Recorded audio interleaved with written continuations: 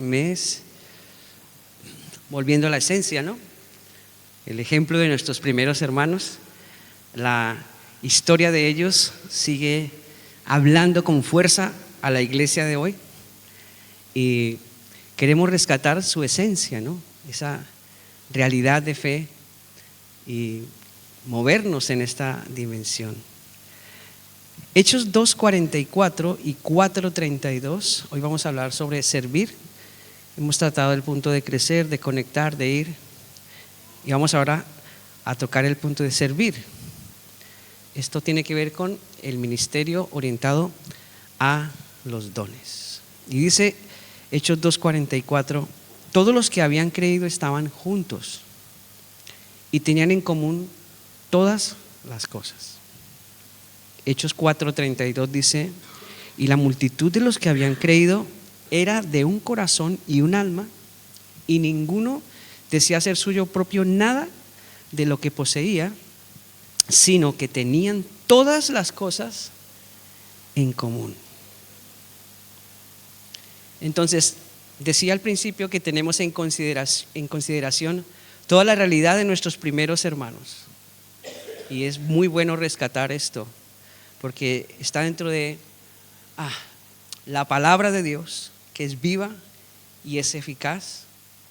Está dentro del contexto de este libro sagrado que nunca pasa de moda, y como Jesús mismo declaró, todo pasará, pero mis palabras no pasarán. Y cuando pienso en servir, viene a mi mente un pensamiento mientras estaba meditando en esto, ¿no?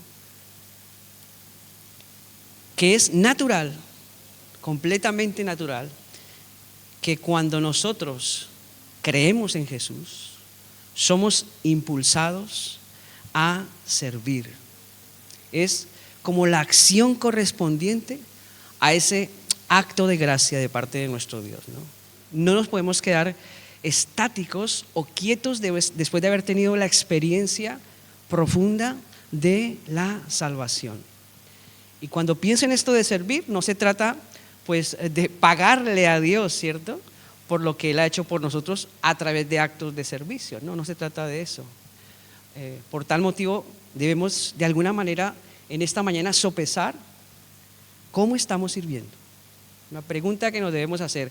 Ahora que yo he creído en Jesús, ahora que he sido salvo por su gracia, ahora que mis pecados han sido perdonados, que estoy en paz con Dios, ¿cómo estoy sirviendo?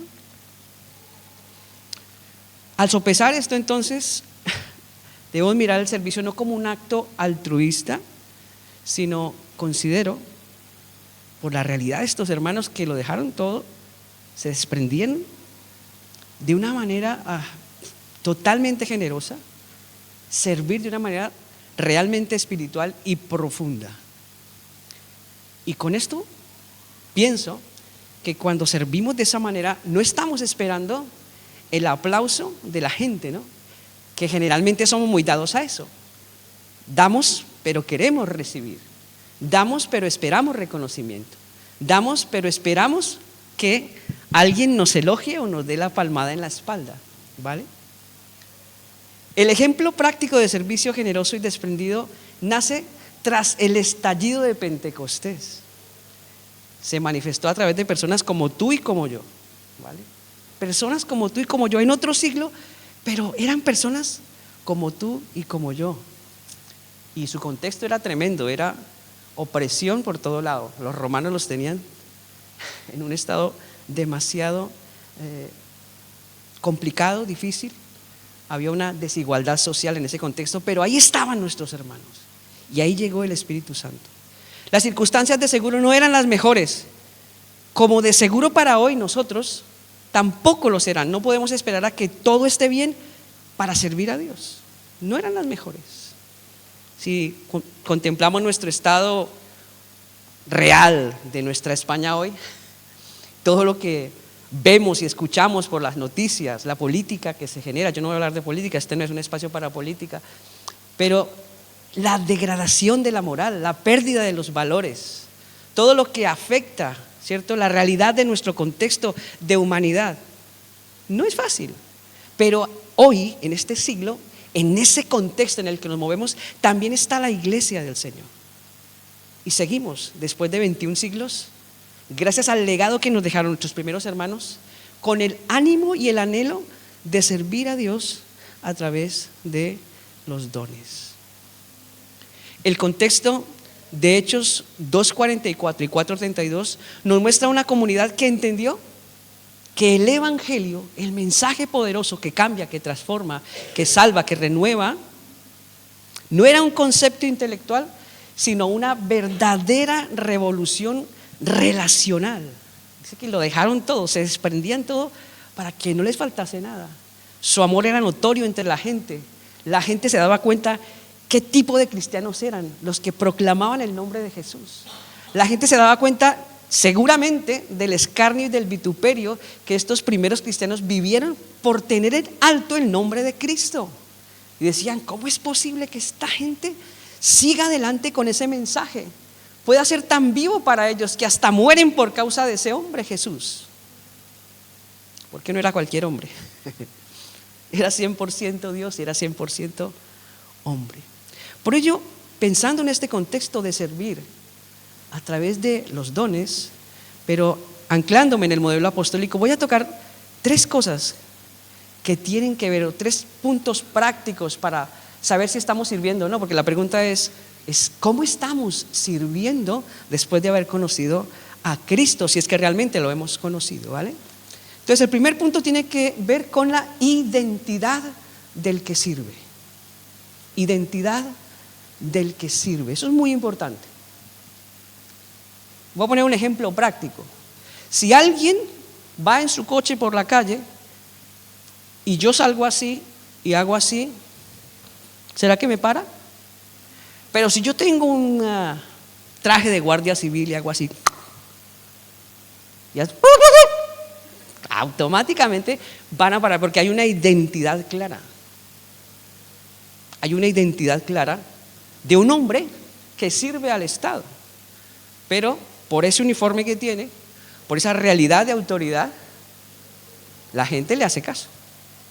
Ya sea igual el coche que tengas, puede ser el más último modelo, pero ante un alto de un guardia civil, si no eres un bandido, paras. La base del servicio en la iglesia primitiva no fue una filantropía, o sea, el esfuerzo voluntario de dar para mejorar la vida de otros sin esperar nada a cambio, no. Ni fue la culpa social del entonces, no, tampoco. Ni la buena educación, no. Fue una nueva identidad basada en la fe puesta en Cristo Jesús. Mire con detenimiento Hechos 2:44 y Hechos 4:32, cómo empiezan ese alineamiento. Dice, por ejemplo, Hechos 2:44, todos los que habían creído. Así empieza. Todos los que habían creído. Y Hechos 4:32, y la multitud, otra vez repite, ahí Lucas en su escrito, de los que habían creído. A veces nos pasamos por alto esta palabra, creído, ¿vale? La frase habían creído está en un tiempo verbal que implica una decisión que transformó el estado presente de la iglesia. O sea, no creían porque sí. ¿Sabes que Santiago dice que los demonios también creen y tiemblan? Eso dice la Biblia. Entonces, ¿qué será esto de creer? Creer en Cristo no es solo un asentamiento intelectual, aunque también podemos razonar la fe y la razón no pelean. Es una unión con Él. Por tanto, el individuo muere a su yo, cosa que pelea mucho con este tiempo, porque generalmente las personas hoy no quieren morir a su yo, ¿cierto? Imponen sus ideas, sus criterios valen y están por encima de los demás, y todos pelean por sus criterios y sus ideas y les da igual. Puede haber un estándar, pero dicen, no me interesa el estándar que estén presentando, yo pienso así y punto, se acabó. Pero la iglesia de Cristo muere a su yo para que Cristo viva en ellos. Salen de ese contexto egoísta para que la vida de Cristo se establezca en los corazones de unas personas que revolucionaron el contexto de ese momento. Imagínense. Gálatas 2:20 dice: con Cristo estoy juntamente crucificado. Esa es la visión paulina.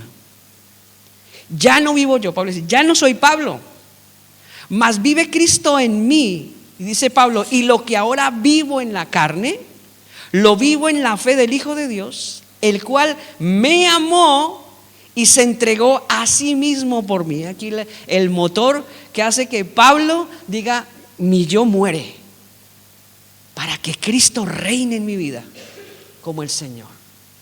Esta carne que me impulsa muere para que Cristo gobierne como Señor. Aquí se nace a una vida donde Cristo es literalmente el centro, pero no solo el centro, el todo. El centro y el todo de la vida de esos primeros creyentes. Y que ojalá sea nuestra realidad hoy, después de 21 siglos. No puedes servir a Cristo como si no lo tuvieses en tu vida. Es necesario que Cristo esté en tu vida para servirle. El servicio, de hecho, es el fruto natural de una raíz llamada fe, pero no cualquier fe, una fe puesta en Cristo Jesús. Si intentamos servir sin haber puesto nuestra confianza en Jesús, nos agotamos. Eso es lo primero que pasa. Nos agotamos de una manera, puede gradual, pero se va volviendo cada vez más pesada. Ahora, si servimos porque hemos creído, si servimos porque Cristo está en nosotros, ¿sabes qué ocurre cuando servimos, cuando Cristo está en nosotros? Nos renovamos. Hay una renovación. El Espíritu Santo trabaja en nosotros y a través nuestro. Y mientras Él trabaja a través de los dones, nos va renovando. La identidad del que sirve se establece plenamente con la obra de Cristo en el corazón del que cree con fe. O dicho de una mejor manera, el que decide poner su confianza en la obra de Cristo, en su sacrificio. Cuando comprende qué fue lo que Cristo hizo en esa cruz, por qué murió. Mucha gente ve las imágenes y dice: ay, pobrecito, cómo sufrió.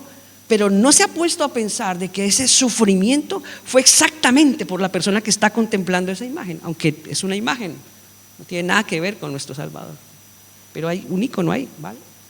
Entonces, cuando la gente empieza a pensar: no, eso fue por mí, o sea, dejemos de ser tan aleatorios y de irnos por entre las montañas. Tiene que ver conmigo esa muerte. La iglesia del primer siglo entendió que esa muerte tenía que ver con cada uno, con cada uno. Ahora, cuando entendemos esa realidad, dice Juan 1:12: mas a todos los que le recibieron, hablando de Cristo, mas a todos los que recibieron a Jesús, a los que creen en su nombre, dice aquí algo que nos debe poner a pensar: les dio potestad, y tengo que hablarlo despacio, de ser hechos hijos de Dios. Este concepto ya rompe con la idea generalizada que tiene la gente: todos somos hijos de Dios. Perdona, pero aquí Juan dice que llegamos a ser hechos hijos de Dios cuando recibimos a Jesús y creemos en Él por fe. Así que ese contexto generalizado de que todos somos hijos de Dios pelea con este contexto. Entonces, ¿qué somos? Creación de Dios.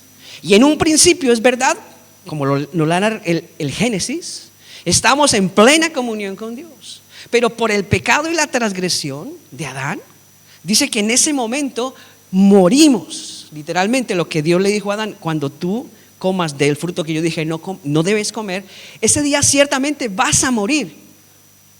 Y evidentemente, desde ese momento, el hombre muere espiritualmente y queda separado de Dios.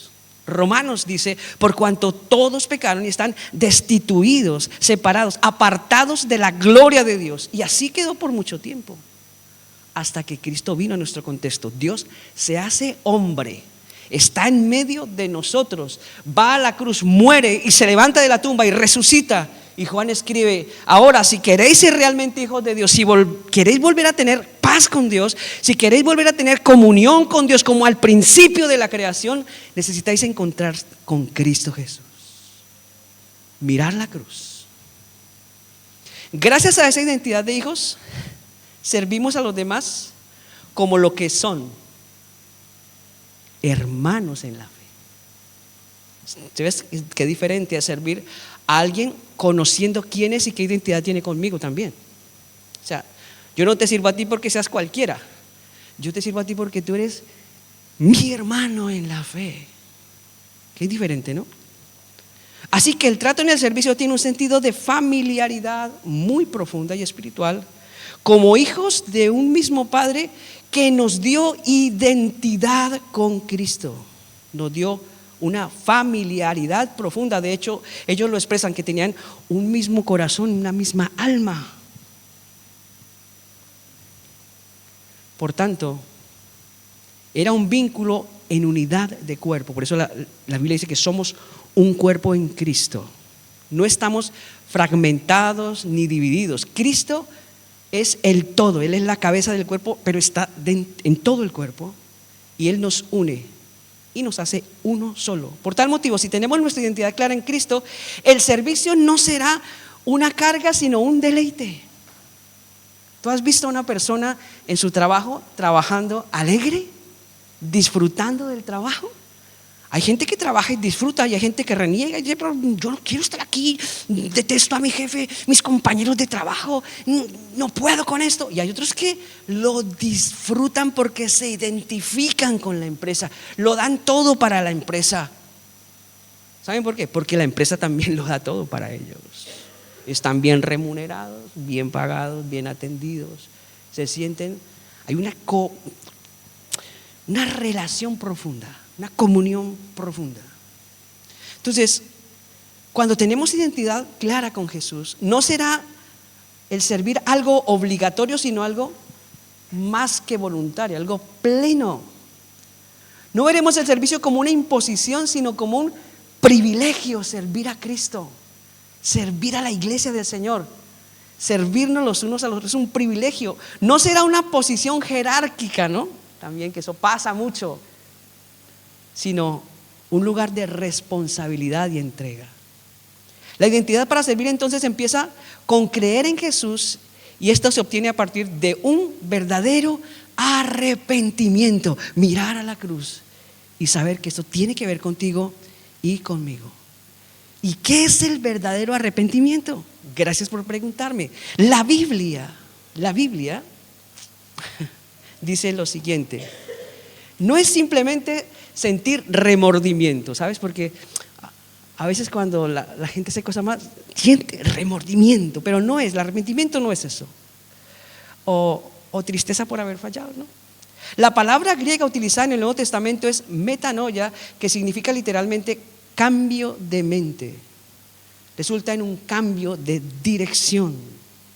Si yo estoy de camino al pecado, y en ese camino Cristo se cruza y me muestra su gracia, su amor, su perdón, su misericordia, y por la obra del Espíritu mi mente se abre, se cae el velo de mis ojos y entiendo, ese sacrificio fue por mí. Jesús, te necesito, sálvame, perdóname. Entro en relación con Dios, en amistad con Dios. Entonces yo ya no sigo por el pecado, sino que la metanoia me hace dar un cambio de vuelta. Y Señor, ahora camino contigo en dirección a la santidad, en dirección al compromiso, en dirección a la entrega. Hay un cambio de mente y de dirección. Por tanto, si yo llego a Cristo, pero sigo caminando y digo, muy bien, gracias, pero es que me gusta seguir en este pecado, qué rico es seguir pecando, qué bueno, me siento complacido, entonces no ha habido metanoia, no ha habido cambio, sencillamente has cambiado de grupo religioso. Eso es todo. La gente de hoy le gusta sentir experiencias espirituales. Donde se siente bien, ahí está. Pero es que eso tampoco es metanoia. Eso es un placebo para el alma, pero no es la medicina. La medicina para el alma, les he enseñado, es la muerte de Jesús. Entonces, si yo me encuentro con Cristo, automáticamente por la obra del Espíritu debe ocurrir un cambio, sí o sí, un cambio de dirección. No puedo seguir saltándome la cruz diciendo, me gusta el pecado, lo siento, Señor, está bien lo que hiciste primero, yo quiero seguir en ese pecado. Pues lo siento, aquí no ha pasado nada todavía. Para que este arrepentimiento sea para salvación y nos otorgue la identidad de hijos, hay por lo menos 3 cosas a tener en cuenta. Primero, el reconocimiento del pecado. El arrepentimiento comienza cuando dejamos de justificar nuestras acciones y vemos el pecado como Dios lo ve. Eso es muy diferente, ¿sabes? Porque cada uno de nosotros ve el pecado de tal manera que lo adecúa al corazón. Así somos. Ay, bueno, pastor, no, eso no pasa nada. Pero pregúntaselo a Dios. Pregúntaselo a Dios. A ver si Él opina lo mismo. Cuando vemos el pecado como Dios lo ve, entonces estamos reconociendo algo: que nuestras acciones están en contra de Dios y estamos en total rebelión contra su santidad.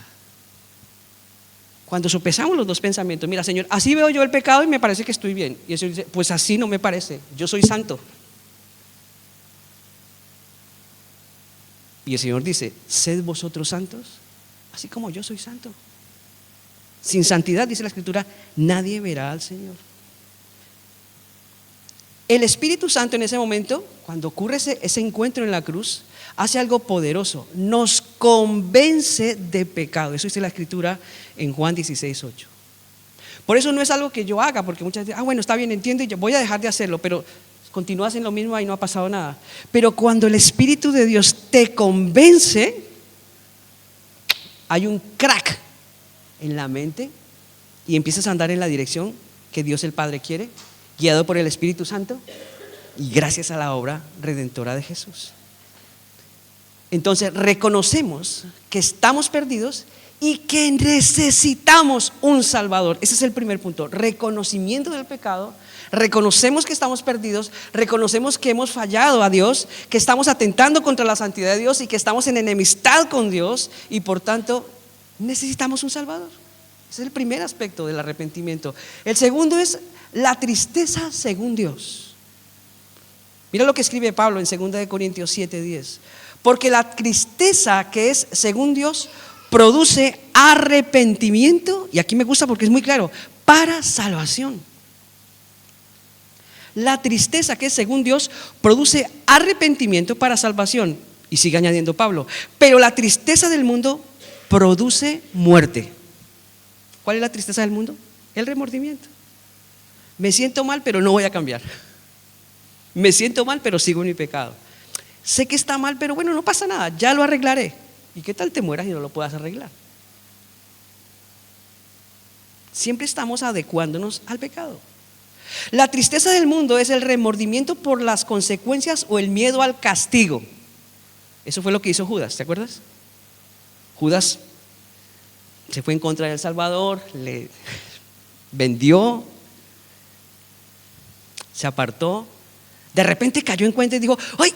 He hecho algo malo, no, mira, aquí están sus monedas, sus 30 piezas de plata, la embarré, perdóneme, por favor, perdóneme.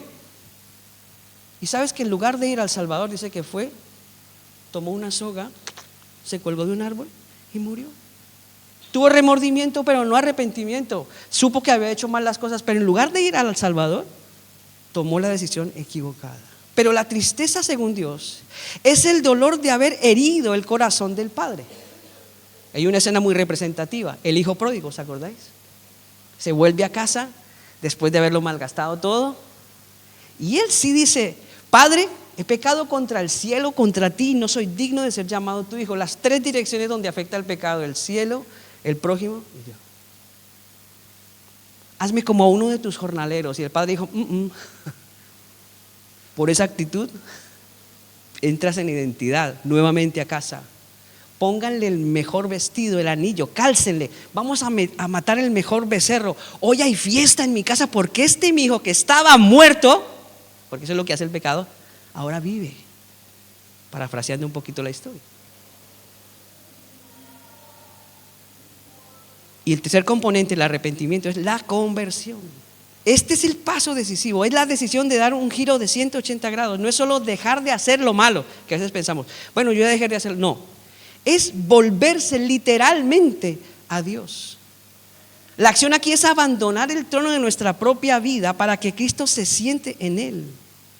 El arrepentimiento para salvación no nos deja en un estado de culpabilidad eterna, sino que abre la puerta, ¿sabes? Abre la puerta a algo poderoso, la adopción. Porque en el principio, por el pecado nos apartamos Dice la Biblia que éramos hijos de ira, de desobediencia, muertos en delitos y pecados. Pero cuando volvemos a Cristo, el Padre nos adopta como hijos. Pónganse a pensar esto. Un hijo adoptado no es lo mismo que un hijo que nace en casa. Los dos son muy valiosos, pero el hijo adoptado tiene una peculiaridad, y es que el padre va y lo busca a conciencia. Lo busca a conciencia. Lo escoge a conciencia. Y hace lo que haga falta en el proceso para adoptarlo. O sea que es interesante, ¿no? Y eso es lo que el Padre hizo. Nos busca a conciencia y hizo lo máximo. Envió a su Hijo a la cruz para adoptarnos. Adopción. La adopción. Cuando pensamos en esto, entonces tenemos que tener en cuenta que no hay arrepentimiento verdadero sin fe en Jesucristo.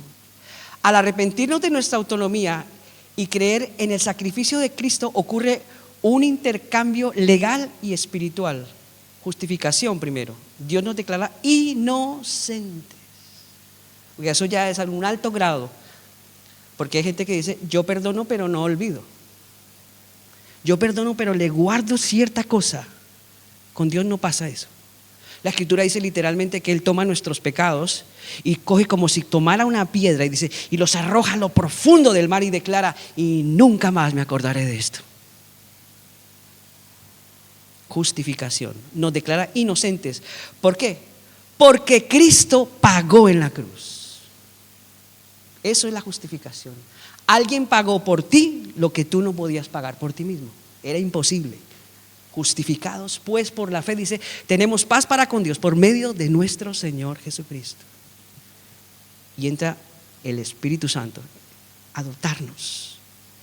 Entra en nosotros y nos sella. Gálatas 4:6. El sello es la garantía de que le pertenecemos. Has visto, es un ejemplo muy práctico, pero los ganaderos, cada ganadero tiene un sello en particular y queman a la vaquita, ¿cierto? Al ganado, y dice, ese ganado es de fulano de tal porque tiene la marca, le pertenece. Pues no solo nos adopta el Señor, sino que nos da el Espíritu Santo como un sello, las arras de nuestra herencia, quedamos ahí para Él. Somos de Él. Inténtele quitar un sello a una vaca. Allá hágalo. Aun cuando le ponen el pedazo de carne en el plato, hay carne que sigue teniendo el sello. No sé si les ha pasado. Eso es difícil de quitar. Muy complicado. Imposible. Tendrían que despedazar literalmente el lugar donde está el sello. Yo no sé. Él nos adopta, nos justifica. Porque antes del arrepentimiento, nuestra identidad era de hijos de ira y de desobediencia. Literalmente, esclavos del pecado. Servíamos a nuestra naturaleza pecaminosa. Hacíamos lo que nos daba la gana y no sentíamos ningún problema en hacerlo. Después del arrepentimiento, nuestra identidad es la de hijos amados. Y esta identidad es el fundamento. Solo quien sabe que es hijo de Dios, por haber pasado por el arrepentimiento y la fe, puede servir con la actitud de Hechos 2:44 y 4:32. ¿Por qué? Porque ya no busca ganarse el favor de Dios, sino que sirve desde la libertad de ser aceptado por Dios. Por eso la Escritura dice que si el Hijo os libertare de vuestra mala manera de vivir, de vuestro pecado, si el Hijo os libertare de tu manera de pensar en contra de Dios, si el Hijo os libertare de vuestro pecado, dice la Escritura, seréis verdaderamente libres. Y cree, cuando la Biblia dice verdaderamente libres, Dios no está mintiendo. Verdaderamente es verdaderamente. Entonces, primer concepto, para servir, necesitamos creer en esa realidad de la muerte de Cristo. Es lo que marca el principio del servicio. Lo segundo, habla de la actitud del que sirve. Hechos 4:32, la parte B dice, y ninguno decía ser suyo propio nada de lo que poseía, sino que tenían en común todas las cosas, o todas las cosas estaban en común. En este contexto, la actitud del que sirve ha pasado por una muerte civil de sus derechos egoístas. En un mundo donde cada uno busca lo suyo propio, en un mundo en donde todos acumulan para sí, en un mundo en donde nadie quiere dar nada, que se parece mucho a este también, era el mundo de aquel entonces. Cristo llega y revoluciona el corazón de esas personas, los vuelve generosos en extremo, a tal punto que podemos pensar: si mi vida no es mía, tampoco lo es mi tiempo, ni mi dinero, ni mi talento. Todo es del Señor, y para servir a Dios y a mis hermanos. La actitud del servidor es la de un fideicomisario. ¿Qué es eso? Alguien que administra bienes que pertenecen a otro, en este caso a Dios, porque a Él nos hemos rendido, y a ese Dios se rindió la iglesia primitiva, para el beneficio de terceros. ¿Quiénes? Los hermanos. Somos administradores de todo lo que Dios nos da, no dueños. Y todo eso que Dios nos da, dones, talentos, lo que tú tienes, lo pones al servicio de la iglesia, de los hermanos, del cuerpo de Cristo. ¿Y por qué nos llama cuerpo? Porque imaginaros, cuando alguien se pilla un dedo, todo el cuerpo reacciona. ¿No les ha pasado? Y uno dice aleluya, los que son creyentes, los que no dirán otras cosas, pero ¿sabes? Pero por un simple ¿sabes? Por un simple, todo el cuerpo ¿te has pinchado alguna vez con una aguja? ¿Y qué tiene que ver el pie con esto? ¿Qué tiene que ver el pie? Pero lo sintió. Por eso Cristo dice: iglesia, si no viven como cuerpo, si no son capaces de sentir lo que su hermano siente, aquí no ha pasado nada todavía. No habéis creído, literal. No habéis creído. Un texto que aclara este concepto es 1 Corintios 6, 19 y 20. Tanto le pertenecemos a Dios que Pablo escribe: ¿o ignoráis que vuestro cuerpo es templo del Espíritu Santo, el cual está en vosotros, el cual tenéis de Dios? Y dice: y que no sois vuestros, no sois dueños de vosotros, porque habéis sido comprados por precio, la sangre de Cristo. Glorificad pues a Dios en vuestro cuerpo y en vuestro espíritu. Y vuelve a repetir Pablo: los cuales son de Dios. Somos propiedades de Dios en Cristo Jesús. Nuestra actitud es vivir de tal manera que seamos conscientes de que le pertenecemos a Dios, que no somos dueños de nuestra vida y de lo que tenemos. Solo somos administradores de bienes, de talentos, de posesiones, de todo lo que Dios ponga en tus manos. Recuerda, eres un administrador. Pero ¿cómo es posible eso? Bueno, dime, después de muerto, ¿qué te puede llevar a la otra vida? Dime. Eso lo hacían los indios. Bueno, los egipcios, bueno, muchas culturas metían hasta sus esclavos vivos cuando se moría el rey. Posesión, pero eso no iba a la otra vida con ellos. Por eso luego destapan y encuentran todos los tesoros ahí. Y el montón de huesos que ya nada que ver.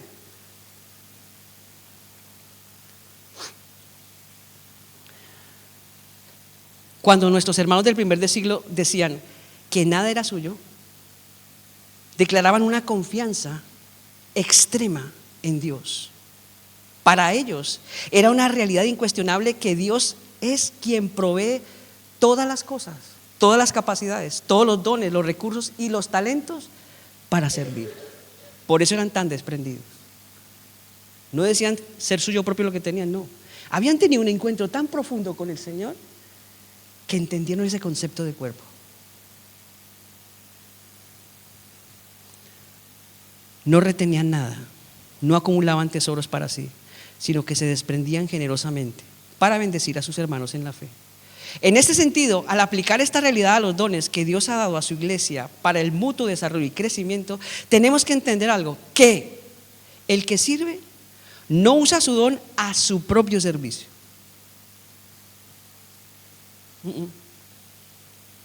Que suele pasar mucho. ¿Cómo? Sí. Cuando yo uso mi don para mi propio servicio es porque quiero escalar hay una doble intención. Voy a hacer esto para que me pillen y se den cuenta la capacidad que tengo, a ver si ocupo una mejor posición en la iglesia. Cuidado, eso no es lo que la Biblia enseña. No es lo que la Biblia enseña. No es para escalar posiciones o ganar poder sobre los demás, no, sencillamente comparte la gracia que le ha sido dada para edificación mutua. Para eso son los dones, para eso es todo lo que tenemos, para compartirlo y edificarnos mutuamente. Mateo 18 dice en su parte final, aquellos primeros apóstoles que fueron enviados en el poder de Dios, algo interesante: de gracia recibiste, dad de gracia. Así les dijo Jesús. Todo lo que han recibido de mí, ahora que van a predicar el evangelio, no cobren nada. Cuidado, aquí no tienen que haber intereses oscuros. Así como yo, el Señor, les he dado de gracia, a ustedes no les costó nada, igualmente ustedes den de gracia a la gente. Impártales el evangelio, el mensaje. Sanen, oren por enfermos, administren este regalo que les he dado. El servicio, por lo tanto, es un don celestial que viene de arriba en vertical, pero se aplica de forma horizontal, o sea, nunca desde una posición de superioridad, que nos encanta eso también. Cuando empezamos a servir con ínfulas y empezamos a mirar a nuestro hermano por encima del hombro, no hemos entendido todavía. No hemos entendido todavía. Romanos 12:3, Pablo lo remarca muy bien y habla de esta actitud. Digo pues, por la gracia que me es dada, a cada cual que está entre vosotros, que no tenga más alto concepto de sí que el que debe tener. Aquí Pablo regula eso, dice, cuidado por encima del hombro a nadie. Viene de arriba en vertical, pero servimos en horizontal. Sino que piense, dice Pablo, use esta cabecita que Dios le dio, conforme a lo que ha aprendido de Dios, la luz que está teniendo del Espíritu Santo por la palabra, use esto y piense de sí con cordura conforme a la medida de fe que Dios repartió a cada uno. Y dice, versículo 4, porque de la manera que en un cuerpo, vuelve otra vez a tocar el sentido de cuerpo, tenemos muchos miembros, pero no todos los miembros tienen la misma función. ¿Recuerdan? Pero el pie empezó a saltar. La mano quizás viene pero yo no puedo acariciar mi dedo con el pie, pero entonces la mano viene y, ay, pobrecito, y el pie empieza a saltar.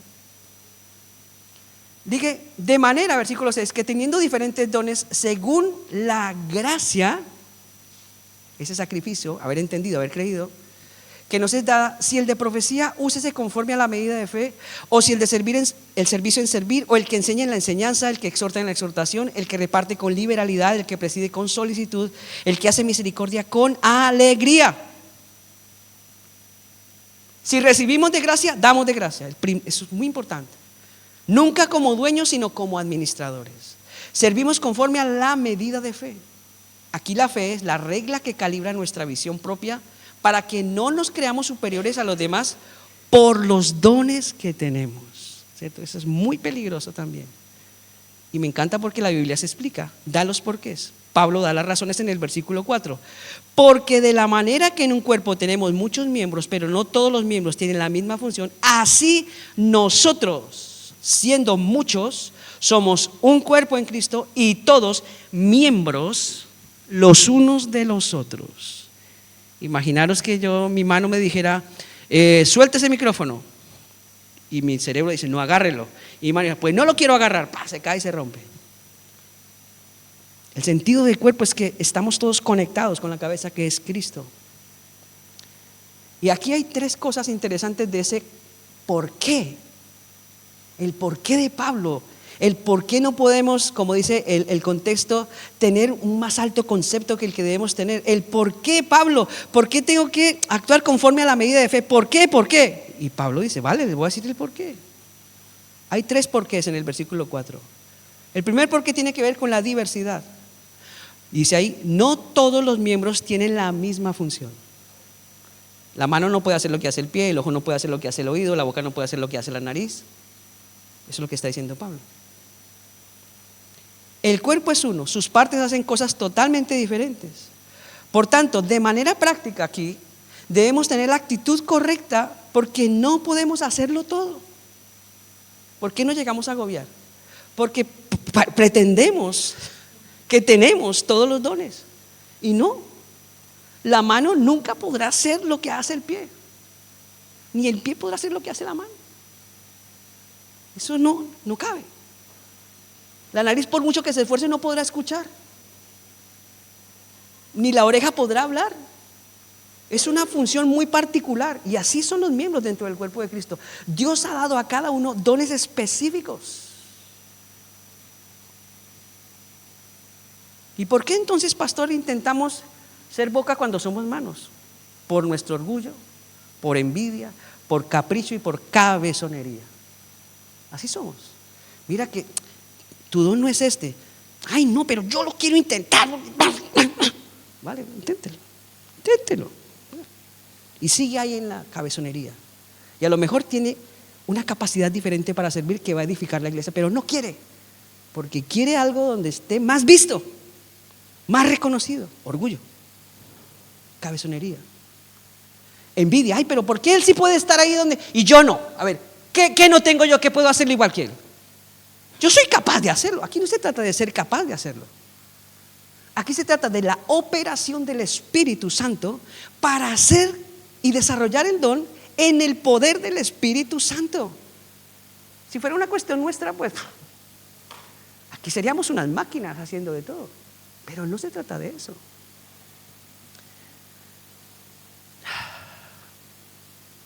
Debemos tener la actitud correcta, porque no podemos hacerlo todo. Y cuando actuamos en esa dirección, ¿sabes qué pasa? El cuerpo se vuelve ineficiente. El segundo por qué es la unidad. Dice Pablo, somos un cuerpo en Cristo. A pesar de ser muchos y diferentes, el texto dice que formamos un solo organismo. No somos piezas sueltas. Somos un sistema interconectado. ¿A quién? A Cristo, que es la cabeza. Recuerden que biológicamente aquí está el cerebro que da órdenes y por eso yo puedo hacer esto, puedo hacer esto. Son órdenes que van a una velocidad impresionante. Todos sus movimientos son la orden de un cerebro que lanza esas partes eléctricas y por eso es que usted hace esto. Pero para que yo haga esto ha habido una información a una velocidad impresionante. Por tanto, en la práctica debemos entender que nuestro servicio no es un proyecto personal, ¿no? Que también a veces peleamos, no, tengo mi proyecto personal. No es un proyecto personal. Es un aporte al bienestar de un organismo vivo. Si un miembro se envanece o sirve con mala actitud, afecta la salud de todo el cuerpo. Sabiendo esto, desarrollamos entonces un sentido de pertenencia. O sea que servimos bien porque entendemos que si no funcionamos como debemos funcionar, el resto del cuerpo sufre. ¿Qué pasaría si a mí me rasca, por ejemplo, la oreja y le digo a la mano, rásqueme? Y la mano dice, no. Y entonces el pie dice, yo sí puedo rascarlo.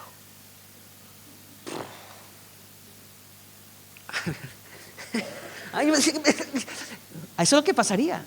Entra en desesperación. Pero si la mano hace esto, qué bien, qué deleite, porque están haciendo su función y el cuerpo es bendecido.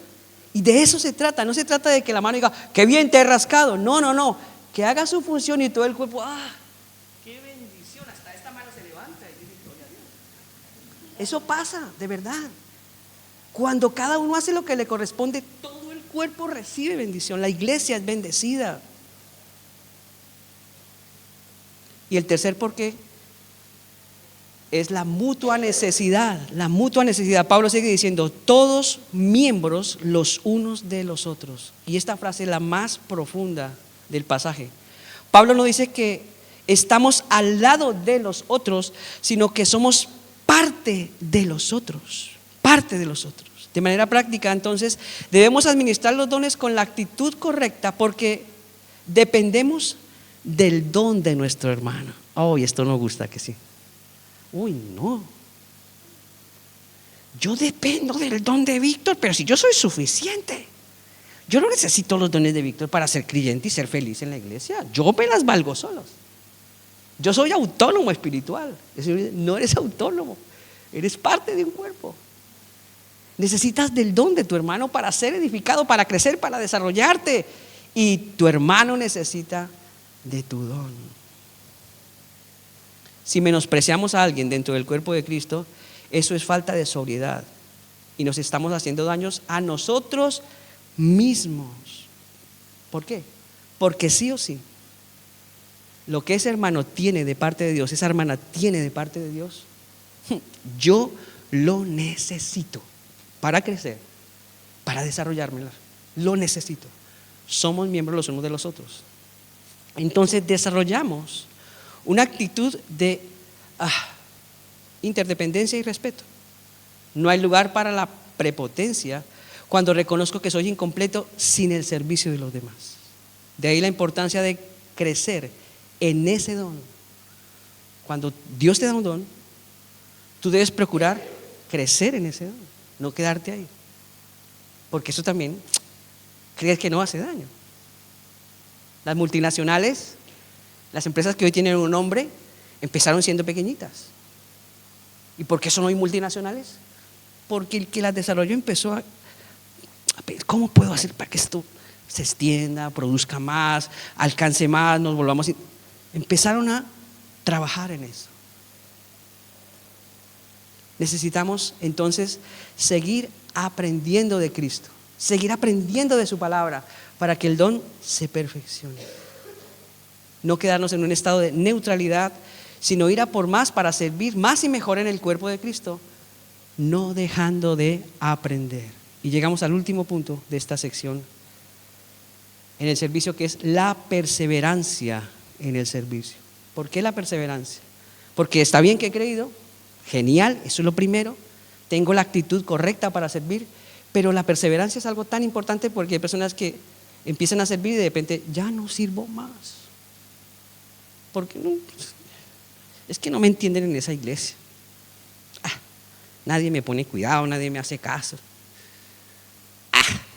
Estoy cansado de lo mismo. Dejamos de perseverar. En otro contexto servimos cuando queremos y como queremos también. Por esta razón, la perseverancia en el servicio aplicado a los dones se ve afectada por factores personales que tienen que ver con el carácter de la persona, las circunstancias y los condicionamientos. Pero, ¿eso es excusa para perseverar? Gracias por preguntarme. Por tanto, vamos a tomar al mejor ejemplo de perseverancia, nuestro Salvador Cristo Jesús. Y Lucas, el escritor de Hechos, en el Evangelio de Lucas, escribe ahí en el capítulo 22 y 27 una frase poderosa que Jesús mismo está hablando. Dice: porque ¿cuál es el mayor? ¿El que se sienta a la mesa o el que sirve? Una pregunta impresionante. Y sigue diciendo Jesús: ¿no es el que se sienta a la mesa? O sea, ¿no es el mayor, el más importante, el que se sienta a la mesa? Y dice Jesús algo aquí que a todos los va a dejar fríos. Mas yo estoy entre vosotros como el que sirve. ¿Perdona? Pero tú eres el Mesías, pero tú eres el Señor, tú eres la persona a la cual yo debo servir, y tú me dices que tú estás entre nosotros como el que sirve. Sí, sí. La frase de Jesús en Lucas 22, 27 no es solo una declaración de identidad, es un manifiesto de perseverancia. El uso presente continuo, estoy, indica una postura de vida innegociable. Cuando Jesús dice yo estoy, está definiendo su ubicación permanente. Él no dice yo a veces serviré, o bueno, yo he hecho de cuando en cuando un acto de servicio. No, dice yo estoy entre vosotros como el que sirve. La perseverancia nace de entender que el servicio no es una tarea que se tacha de una lista, ¿cierto? Que también somos gente de lista, ¿no? Ya, yo ya hice esto, pastor. Ya está. No cuente más conmigo, ya, que lo haga otro.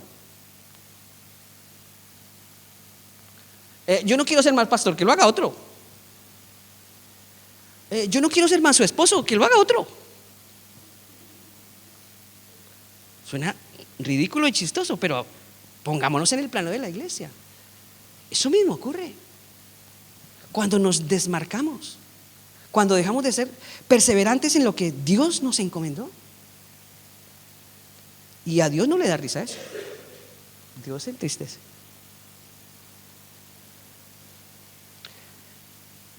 El que sirve persevera porque ha dejado de ver el servicio como un voluntariado. En el voluntariado usted sirve voluntariamente, cuando puede, cuando quiere y cuando el tiempo se lo permite. Y a veces tenemos una iglesia de mucho voluntariado. Vamos a hacer esto. No puedo. ¿Por qué? Porque tengo que hacer esto y lo otro y fulano, sultano y mengano y el Señor arriba. ¿Pero qué tipo de cuerpo tengo? Pero queremos que la iglesia crezca. Sí, pero yo quiero estar en un estado de voluntariado. Si puedo, pastor, ¿vale? Si puedo. Si los planetas se alinean en Marte,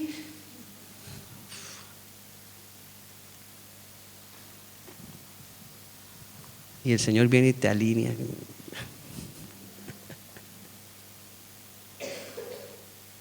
Entonces, no ve el servicio como un voluntariado, lo ve como Cristo lo vio, su hábitat natural. Yo estoy entre vosotros como el que sirve. Si Jesús está como el que sirve, el discípulo, nosotros por lo tanto no podemos ser menos. Debemos estar en el lugar correcto, sirviendo como debemos servir. El contexto de Lucas 22 es interesante e impactante. Jesús dice estas palabras mientras los discípulos discuten sobre quién es el mayor. Están ahí peleando, imagínense, los mismos discípulos. Esto es increíble. Los hombres que estuvieron todo el tiempo enseñados por él, de repente se les va la olla y dicen: a ver, ¿quién es el mayor entre nosotros? Pero después esos mismos discípulos lo van a negar. O sea que Jesús está diciendo estas palabras antes de que sus mismos discípulos lo abandonaran. Yo estoy entre vosotros como el que sirve. La perseverancia en el servicio, pongan cuidado, no depende de la respuesta del receptor. Imaginaros esto: Jesús se encuentra con sus 12 y él, en su sapiencia suma, en su conocimiento sublime de los pensamientos de los hombres, conociendo el futuro de cada uno, mira a Pedro, dice: no, este me va a negar, este no me sirve. Mira a Tomás: no, este es un incrédulo. Mira a Judas: uy, este es el que me va a llevar a la cruz. ¿Se imaginan lo que hubiese pasado si Jesús hubiera hecho un acto de servicio así, de acuerdo a qué va a pasar con él o lo que le van a hacer a él? No. Yo estoy entre vosotros como el que sirve. Así vosotros sé que me vais a abandonar, sé que lo vais a hacer, pero estoy entre vosotros como el que sirve. Eso es perseverancia. Por tanto, repito, la perseverancia en el servicio no depende de la respuesta del receptor, sino de la naturaleza del servidor. Jesús persevera en servir a sus discípulos que tienen ínfulas de posicionamiento en el reino y además le van a negar. Perseverar en el servicio es entender que servimos desde una nueva naturaleza. Desde ahí servimos. Y esa naturaleza fue dada por Dios a través de Cristo. Servimos a personas imperfectas porque servimos a un Dios perfecto. Esa es nuestra verdadera motivación en el servicio. Tú sirves a tu hermano aunque sea imperfecto. Yo sirvo a mis hermanos y mis hermanos me sirven a mí aunque yo sea imperfecto. ¿Por qué? Porque su verdadera motivación es que están sirviendo a Dios. O sea, no me están mirando a mí, están mirando a Dios y están sirviendo a Dios. Por amor al Señor me sirven a mí, por amor al Señor les sirvo a ustedes. No hay una motivación más alta que esa. Si servimos por aplausos, vamos a renunciar cuando ya haya silencio. Cuando nadie nos aplausa, se acaba. Estamos en Cristo y seguiremos, aunque nadie diga gracias. Y a veces nos resentimos por él, porque no me dan gracias, no reconocen lo que hago, no se están dando cuenta que yo les estoy dando todo, que pa. Mira a Dios. Qué mejor que reubicar la mirada, sigue sirviendo al cuerpo, pero con la mirada adecuada, puestos los ojos en Jesús. Hebreo lo dice, al autor y al consumador de la fe. Porque cuando miras a los hermanos, cuando ustedes me miran a mí, van a encontrar defectos. Entonces se van a decepcionar y no van a querer servir. Pero cuando miran a Cristo, entonces recuerdan, el que murió por mí, el que me salvó, el que me perdonó, el que me hizo nueva criatura, el que me reconcilió con el Padre, el que me adoptó. Entonces ya empiezas a sacar unos fundamentos tan sólidos y sirves con alegría, aunque no te den gracias. Eso es lo que pasa. La frase yo estoy entre vosotros nos ayuda a perseverar en el servicio, porque es la garantía de que Dios no nos manda a servir solos, sino que Él es el servidor principal en medio de nosotros. La perseverancia es posible porque el servicio es una coparticipación. Recordar el texto donde Pablo está llamando la atención a los corintios, porque están diciendo, yo soy de Pablos, yo soy de Apolos, yo soy de Cefas. Y Pablo les dice, nada de eso. ¿Quién es Pablo? ¿Quién es Apolos? ¿Y quién es Cefas? Somos colaboradores. Dejad de endiosarnos tanto. Dejad de tener tanto partido religioso político en la iglesia. Somos colaboradores de Dios. Y nos vuelve a centrar el Espíritu otra vez ahí, ¿no? Una coparticipación. No servimos para Dios en nuestras fuerzas, sino con Dios por medio del poder de su Espíritu. Y aquí llega una pregunta interesante, gracias por hacerla. Entonces, ¿no puedo sentir cansancio, pastor? Porque me canso, de tanto dar y dar y dar y dar, me canso. Sí, te puedes cansar, yo me canso. Pero hay un combustible que nutre, hay un combustible que revitaliza en medio del cansancio. ¿Y sabe cuál es? La comunión. ¿Por qué? Porque generalmente, y hablo del cansancio, cuando una persona se cansa, deja de tener comunión y se aleja. Se retrae, se aparta, se enfría, se encierra en sí misma. Entra en lo que yo llamaría una depresión espiritual, si lo puedo llamar así. O sea que en ese momento es abierta a todo, pero totalmente cerrada a las cosas de Dios. Entonces ahí viene ya un problema mayor, porque empieza a entrar en terrenos fangosos, a dar mal testimonio. Bueno, se aparta de la fe, se puede volver hasta apóstata. Una cantidad de situaciones bien complicadas, bien complicadas. La comunión es el combustible que nos ayuda a mantenernos sensibles ¿a qué? A las necesidades del cuerpo de Cristo. Si yo tengo verdadera comunión, ¿sabes qué pasa? Que me vuelvo sensible a la realidad de mi hermano. Me vuelvo sensible a la realidad de mi pastor, porque a veces hace, ese es el pastor y lo tienen así, como el superpastor. Olvídate. Jesús mi Salvador dijo, yo estoy entre vosotros como el que sirvo, entre vosotros como el que sirvo. Soy el Mesías, soy el que hizo los cielos y la tierra, pero estoy entre vosotros como el que sirvo. Si mi Salvador lo dice, yo no tengo excusa, yo no puedo creer, no puedo creerme más que nadie.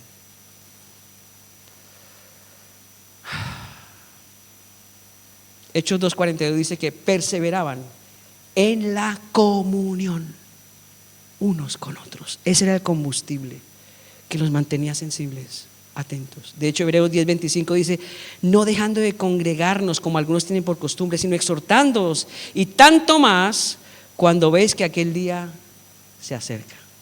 ¿Cuál es ese día? Cuando Cristo venga, o cuando nos toque irnos antes de que Cristo venga. Puede también ser. Y este congregar no es solo venir cada 8 días y estar un rato y salir luego disparados. Considero que es disfrutar de la comunión siendo sensibles a las necesidades del cuerpo de Cristo para la aplicación de los dones. Tú no puedes aplicar los dones cuando no tienes relación ni comunión. No conoces la realidad, no sabes lo que el otro piensa, cómo se está sintiendo, cómo está viviendo. No sabes absolutamente. Entonces, cuando tú no sabes nada, es como cuando tú llegas al médico, ¿no? El médico te queda mirando. ¿Qué tienes que hacer para que el médico pueda diagnosticar? Hablar. Básico. Pero si tú te quedas mirando al médico y el médico a ti, ¿qué? ¿Qué vino a hacer acá? ¿Cierto? Pero cuando uno se sienta y habla con el médico, bueno, pues se toca quitarle una pierna. Mejor no ha ido al médico, pero me estoy exagerando, ¿no? El médico sabrá cómo diagnosticar. En la realidad de servir a través de los dones, cuando hay una verdadera comunión, la iglesia se sensibiliza y el Espíritu Santo opera de tal manera que actúan como uno solo y son edificados por los dones que el Espíritu ha puesto en cada uno. En cada uno. La fe no es solo para empezar a servir, también nos sostiene con el paso de los años en el servicio. Perseverancia. La perseverancia se mantiene en la constancia de la comunidad. Aun cuando podamos sentir cansancio, hay que seguir, pero no en nuestra fuerza, en el poder del Espíritu Santo. Jesús hizo toda su obra en el poder del Espíritu Santo. Gálatas 6, 9 y 10 dice: no nos cansemos pues de hacer bien, porque a su tiempo segaremos si no desmayamos. Así que según tengamos oportunidad, hagamos bien a todos, y mayormente a los de la familia de la fe. La perseverancia en el servicio es la prueba de fuego de nuestra fe. Jesús, al decir yo estoy entre vosotros como el que sirve, nos enseña que el servicio es la forma visible de la eternidad en el tiempo. Perseveramos porque el reino al que servimos no tiene fin. No tiene fin el reino. Y por aquel que nos llamó, que sigue estando entre nosotros, con la toalla puesta. ¿Recuerdan esa escena?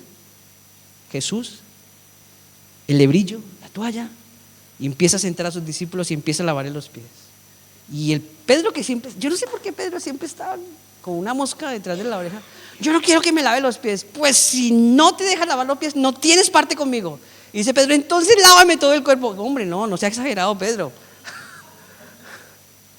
Tú ya estás limpio por la palabra. Hay una simbología detrás de todo esto. Pero es una realidad de que el Salvador nuestro siempre tiene la toalla para darnos ejemplo. Voy a concluir resumiendo. La identidad, la actitud y la perseverancia son una tríada del servicio en el reino para que la administración de los dones sea efectiva y glorifique a Dios. Estos tres ingredientes deben operar en armonía, tal como vimos en la iglesia primitiva, en las enseñanzas de Pablo y las de nuestro Salvador Cristo. La identidad como fundamento nos permite saber quiénes somos en Cristo por haber creído, hijos de Dios amados y perdonados. Por lo tanto, el servicio no se convertirá en una carga o una plataforma para el ego. Servimos porque somos de Él y somos un solo cuerpo. La actitud es la traducción práctica de nuestra identidad. Es el no decir que nada es suyo, lo que dice Hechos 4:32, y el pensar de sí con cordura, lo que dice Romanos 12:3. La actitud correcta es la humildad operativa. Reconocer que el don que Dios me ha dado es una herramienta de gracia para el cuerpo y no un trofeo personal. Servimos con las manos abiertas, entendiendo que somos administradores y no dueños. Y la perseverancia, que es el sello de madurez, se apoya en la declaración de Jesús: yo estoy entre vosotros como el que sirve, Lucas 22:27. No es un servicio de emociones momentáneas, sino de una postura de vida que resiste la ingratitud, el cansancio y el tiempo.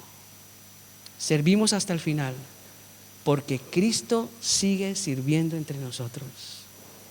Cuando la identidad nos da la seguridad, la actitud nos da la forma y la perseverancia nos da el aliento, el ejercicio de los dones deja ser un esfuerzo humano para convertirse en una manifestación del reino de Dios en la tierra. Vamos a orar y pedir al Señor en esta mañana que nos ayude a tomar esta perspectiva de servicio. Este es un año que ya entramos al tercer mes y tenemos todo un proyecto que el Señor nos ha regalado y anhelamos que Él nos siga guiando paso a paso. Piensa en lo que hoy Dios nos ha dado y miremos el futuro con una perspectiva real, consciente, pero sobre todo pensando en quién recibe la gloria en lo que tú haces y quién es beneficiado en lo que tú haces. Todos. Somos un cuerpo. Padre, gracias por tu palabra. Y Señor, qué desafío es servir. Qué ejemplo. ¿Cuántas directrices hay más en tu palabra? Seguro que sí. Pero Señor, ayúdanos a encaminar nuestra vida. Durante este año, los meses que nos permitas vivir, el tiempo, Señor, no lo sé. Pero mientras nos mantengas en esta tierra como la iglesia, como un cuerpo, haznos sensibles, Señor, a las realidades del cuerpo. Y permite que los dones que por tu gracia has puesto, Señor, sean operativos y no se queden guardados, escondidos y reservados por miedos, por temores, por circunstancias, por situaciones, sino que podamos saltar esas paredes, esas barreras que nosotros a veces ponemos para dejar inactivo algo que es de mucho provecho para el cuerpo. Señor, por favor, te ruego en esta mañana, ayúdanos a servir como es tu anhelo en tu cuerpo. Que Cristo como cabeza nos guíe, que tu Espíritu nos dé el poder y que no tengamos excusa, Señor, que no tengamos excusa. Tú eres el Señor de la obra y oramos para que podamos entender este concepto de una manera profunda, espiritual y hagamos de esto, Señor, una realidad para nosotros también. Gracias por darnos el privilegio de servir a pesar de cómo somos. A pesar de cómo somos, Señor, nos das el privilegio de servirte. Y en esta mañana yo ruego que bendigas a cada persona en esta casa, a cada persona que está en esa silla, Señor, que tiene sus luchas, sus batallas, que tiene sus problemas, que tiene, Señor, situaciones que yo no a veces ni percibo, pero que tú sí percibes, Señor. Situaciones que a veces ni yo conozco, pero que tú conoces.